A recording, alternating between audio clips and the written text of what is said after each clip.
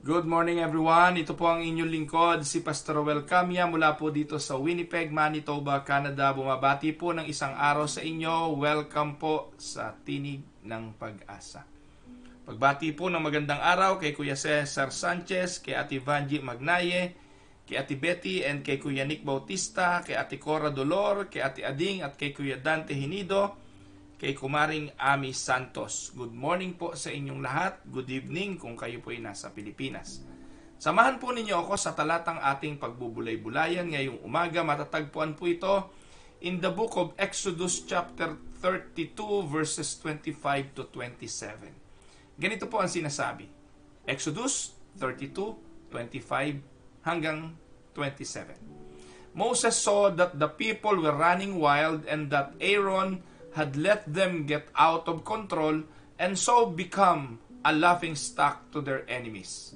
So he stood at the entrance to the camp and said, "Whoever is for the Lord, come to me." And all the Levites rallied to him. Then he said to them, "This is what the Lord, the God of Israel says, each man strap a sword to his side, go back and forth through the camp from one and to the other, each killing his brother and friend and neighbor." So the Levites did as Moses commanded, and that day about 3,000 of the people died. Then Moses said, "You have been set apart to the Lord today, for you were against your own sons and brothers, and he has blessed you this day." May the good Lord bless the reading of the words that we will be studying today. Purihin po ang Diyos sa buhay ng bawat isa sa inyo sa patuloy ninyong pagsubaybay sa atin pong mga pag-aaral araw-araw. Mga kapatid, sa talata pong ating binasa, kung ikaw ay lumaki sa Sunday School, you are probably familiar with the story of the Israelites when they worshiped the golden calf. Balikan lang po natin saglit ang background ng istoryang ito. Si Moses po ay umakyat sa bundok ng Sinai para makipag-usap sa Diyos at hintayin yung 10 utos, yung commandments na isinulat ng Diyos sa tablet of stone. At habang nandun po siya sa bundok, ang mga tao po ay nainip. At sa kanilang palagay, hindi na babalik si Moses. Wala namang cellphone noon para tawagan, "Moses, okay ka pa ba dyan?" Wala namang text message na sabihin, "Oh, Moses, okay, are you okay? How are you?" Wala namang ganon po.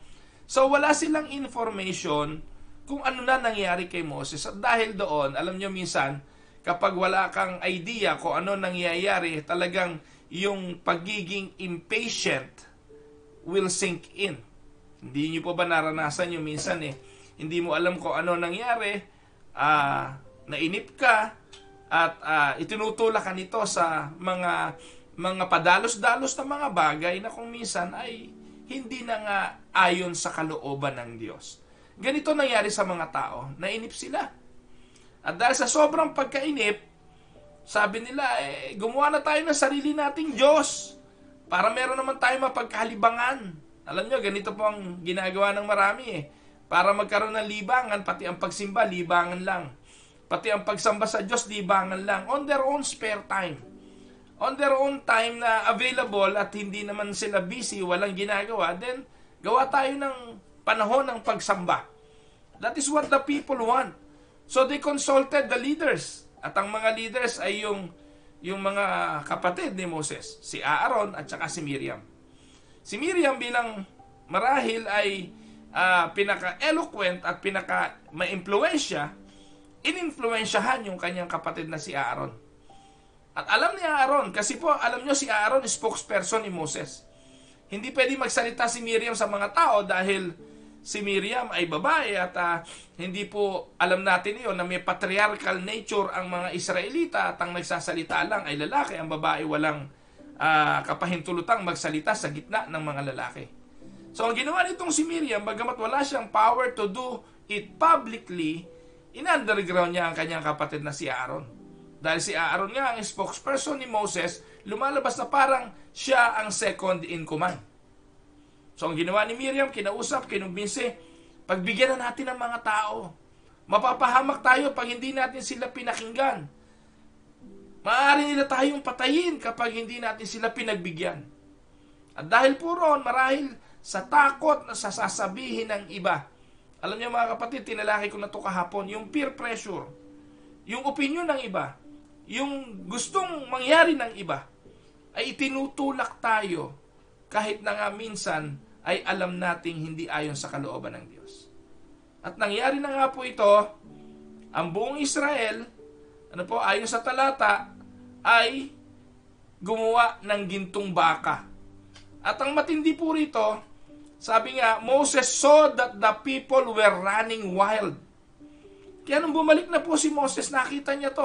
Hindi ko po alam paano nyo ilalarawan yung running wild. Ang hirap ilarawan, running wild. At ang sabi po, Aaron had let them out of control. It was Aaron, the leader, who led them to be out of control. At ang nangyari po nito, nakakalungkot, naging kakatawanan sila. Or rather, naging katawa-tawa. Laughing stocks sa kanilang mga kaaway. Pinili sila ng Diyos, inilabas sila ng Diyos para sila'y palayain sa pagkaalipin, pero ginawa lang po ni Aaron na katawa-tawa ang bansang Israel sa harapan ng kanilang mga kaaway. Kaya po mga kapatid, nagalit si Moses at ang sabi ni Moses, whoever is for the Lord, come to me. So there are two camps now mga kapatid. Ang bansang Israel ay nahati ngayon sa dalawang kampo. Ang kampo na gusto pa rin manatili sa pagsamba sa guya, manatili sa pagsamba sa baka na kanilang ginawa para sambahin. At ang Moses ay tumayo at sumigaw sa bayan at sinabing, kung sino ang sa Diyos, lumapit sa akin. At nakita po natin na ang lumapit ay ang mga Levita. Ang mga Levita, sila po yung later on ay naging mga tagapaglingkod sa mga templo. They are the priest. Sila ang humahatol sa spiritual affair ng bansang Israel. Sila, alam nyo, kung kayo pinag-aaralan ng Bible, yung mga priest, sila po yung nagde-declare kung ang isang tao ay malinis o hindi. Kung may ketong o wala, o pwede nang umuwi sa kanyang pamilya kapag siya magaling na sa kanyang ketong. It is the priest who will declare that you are clean. At ito po ay nanggaling sa lahi ng mga Levita. Again, balikan natin, kung lumaki ka sa Sunday School, pamilyar ka sa istoryang ito na ang bansang Israel gumawa ng gintong baka at kanila itong sinamba. But the part of the story, ito po yung may part ng story na kung saan nung tinawag na ni Moses yung mga gustong manindigan sa Diyos at dumating ang mga Levita at sumama sa kanya, pinagdala niya ito ng mga tabak. At ang mga tabak na ito, sabi, itali ninyo sa inyong tagiliran, each man strap a sword to his side, and then go back and forth sa inyong mga camp, at pagtatagain ang inyong mga kapatid, ang inyong mga kaibigan, ang inyong mga kapitbahay. Mga kapatid, ewan ko, hindi ko pa naikwento to sa Sunday School And most Sunday School teachers, nilalaktawan nila ang bagay na ito kapag ikinukwento. Nanood din po ako ng 10 Commandments. At ito pong bahaging ito, madalas hindi ipinakikita. Bakit? Kasi nga po, napaka-morbid, hindi po ba kapatid mo? Pag uwi mo, nakita mo, tatagain mo. Yung mga kaibigan mo, tatagain mo. Yung mga kapitbahay mo, pagpapatayin mo. At ang sabi po dito sa Bible, nung araw na yon, on that day, about 3,000 people died. 3,000 people.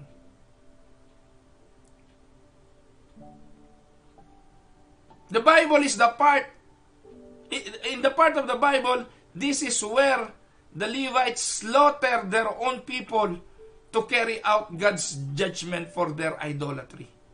It may seem strange to us that God would command the Levite to do such a thing, but it is a powerful reminder. Makapangyarihang paalala na ang Diyos will take and will always take sin seriously. Kaya po simula pa noon, bahagi na ng utos ang kabayaran ng kasalanan, kamatayan. And this particular sin was specifically dangerous because it has the potential to lead the entire nation of Israel away from the true God. Imagine ninyo, ang buong Israel, running wild. Nagpiesta po sila. Isinayaw nila ang guyang baka. Nagpuri sila sa guyang baka. No? Kinekending-kending po nila. Nagkarakol po sila, mga kapatid, sa guyang baka. And God hated that. And this particular sin is very dangerous. It had the potential for the entire nation to move away from the true God. So ang Diyos ginamit ang mga Levita to carry out a just punishment as well as to protect the people from dangerous sin. Maging ang leader, si Miriam, na naging instrumental sa pag-impluwensya kay Aaron sa paggawa ng gintong baka, pinarusahan din ng Diyos. Buti hindi siya pinatay. Ketong ang ibinigay kay Miriam para ipakita na ako ang magbibigay ng ketong at ako rin ang may kapangyarihang magtanggal ng ketong. Mga kapatid, it is a good story for us to hear. Importante na minsan marinig natin, mabasa natin sa Biblia na merong ganitong klaseng parusang ibinigay ang Diyos to ponder what false God might be and what the false God can make in our life. Ganito po ka-powerful kasi ang mga peking Diyos sa buhay natin. At kapag nag-alaga tayo ng peking Diyos sa buhay natin, hindi pwedeng hindi tayo paparusahan ng Diyos. Ang tanong, ano ang iyong gintong baka sa buhay mo? Na iyong ikinakarakol, hindi man literally. Ano ang gintong baka na meron ka ngayon? Who or what do you believe will take care of you? Or will get a hold of you? Kung ano man daw yung pinapahalagahan mo ng gusto, hahawakan ka nito higit sa paghawak mo dito. Naintindihan niyo po ba yung sinabi ko, mga kapatid? Ano man daw yung pinahahalagahan, ano yung man yung tinitreasure mo ng husto, ay hahawakan ka nito ng higit kesa sa paghawak mo rito. Kaya po hindi natin mabitaw-bitawan kasi iyon ang may hawak sa atin. We are being slave by it. Maaaring ang ating trabaho, maaaring ang ating bank account, maaaring ang ating bagong bahay, bagong kotse, bagong ari-arian, o ang iyong asawa, o ang iyong mga anak, o ang iyong mga kaibigan, or new of this, or new of that, or the other thing. Mga kapatid, if we trust any of this, people or things more than God, we are setting them up as idols, just as surely as the Israelites did with the golden calf. Kaya, maging paalala po sa atin ngayong umaga, mga kapatid. Ano man pinapahalagahan natin ng higit kaysa sa Diyos. Mamili na po tayo ngayong umaga. Piliin po natin. Ano nga ba in honest search of our heart? Ano nga ba ang pinapahalagahan ko sa buhay ko ng higit kaysa sa Diyos? At kung ano ang sagot nyo doon, in your honest answer, that will get a hold of you more than you getting a hold of that thing. Thankfully, ang ating Panginoong Hesukristo lived a perfectly idol-free life. Ang ating Panginoong Hesukristo, never was there anyone or anything that He trusted or valued more than His Heavenly Father. And He is the complete example. Ang ating Panginoon, kung Siya ang ating susundin, wala po Siyang pinahalagahan ng higit sa mundong ito, maliban ang sundin ang kalooban ng Ama sa Langit. And that's more.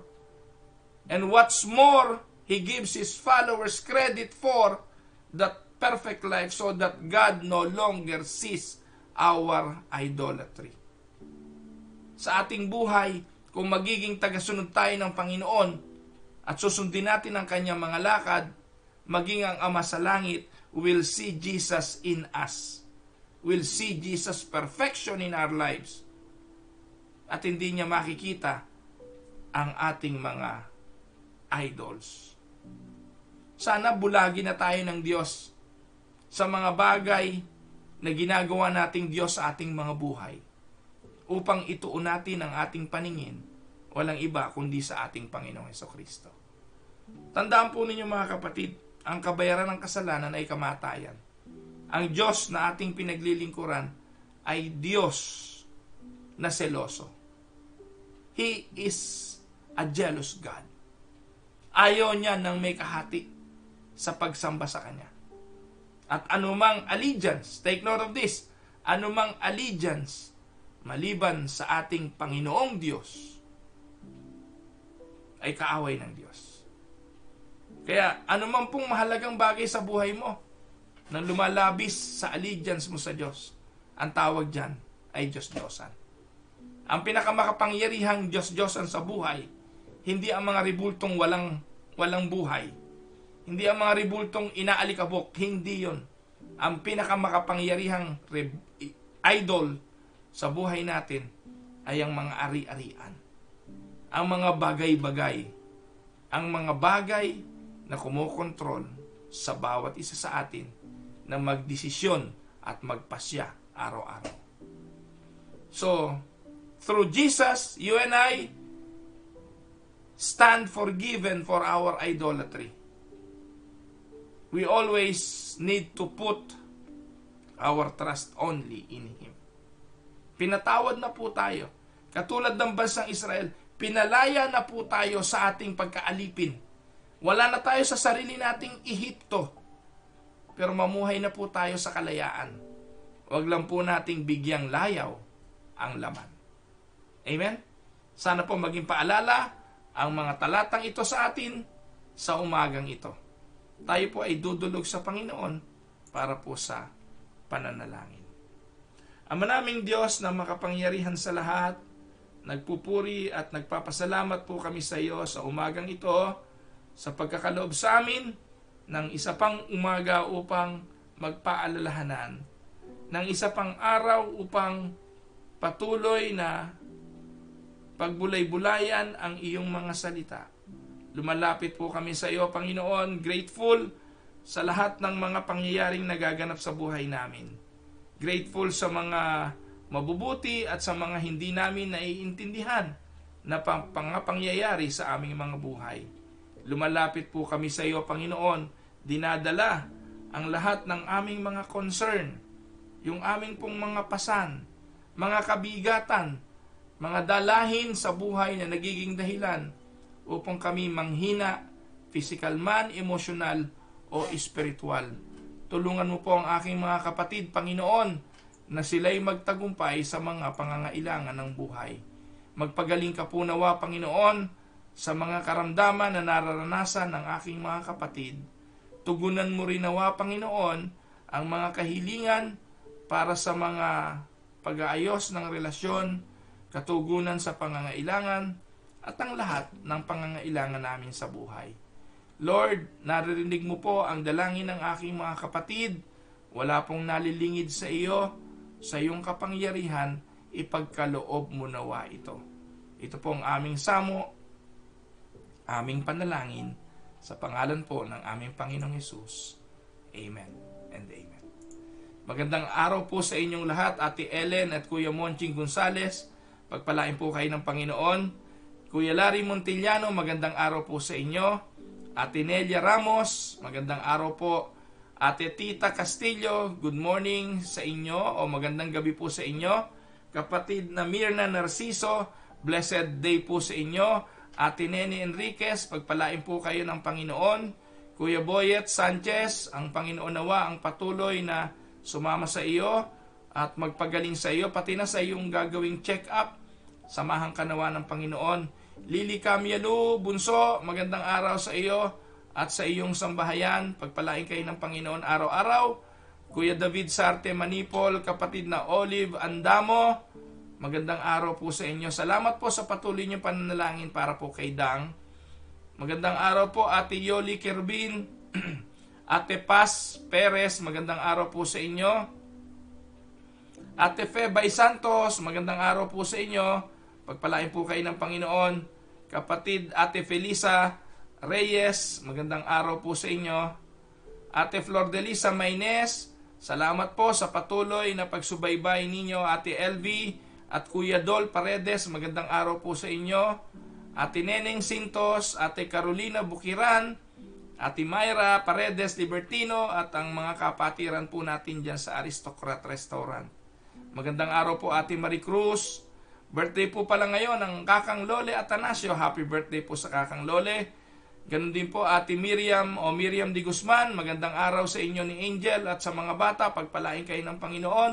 Kapatid na Sara Colina, magandang araw. Kuya M.A. Paredes, Tita Mildred Paredes at sa buong pamilya, magandang umaga po sa inyong lahat. Kapatid na Paz Perez, Ate Ina Bartolome, magandang araw, magandang gabi po dyan sa Pilipinas. At pagpalain po kayo ng Panginoon kay Kuya Ombi at sa buong sambahayan ninyo. Ate Mirna Sinfuente, magandang araw din po sa inyo. Patuloy na pagpapala ang maranasan ninyo. Ate Gina De Castro at kay Kuya Pedoy, pagpalain po kayo ng Panginoon. Nanay Hilda Mendoza ng Fox Creek at sa mga kapatiran sa Fox Creek Unida, pagpalain po kayo ng Panginoon. Kapatid na Malu Pasko, magandang araw Ate Malu. Marivi Frias, prayer request niya, pasama po sa prayers ng aking asawa. Sana po ay makapasa po siya sa medical. Amen. Para makabalik daw po siya muli sa Navy. So sama po natin sa prayer ang asawa po ni Marivi Frias. Si Eric Advincula, magandang araw Eric. Pagpalain kayo ni Ai at ang biyaya ng Diyos ang patuloy niyong maranasan.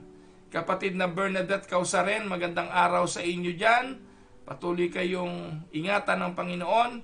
At Nanay Belen Olaes, magandang umaga. Kumaring Ami Santos, Kuya Larry Montillano, Ate Mirna Narciso, Ate Nelia Santarin Nasaire, magandang araw po sa inyo. Si Ate Ditas Lara, Ate Ditas at Kuya Vic, magandang araw sa inyo. Pagpalain kayo ng Panginoon.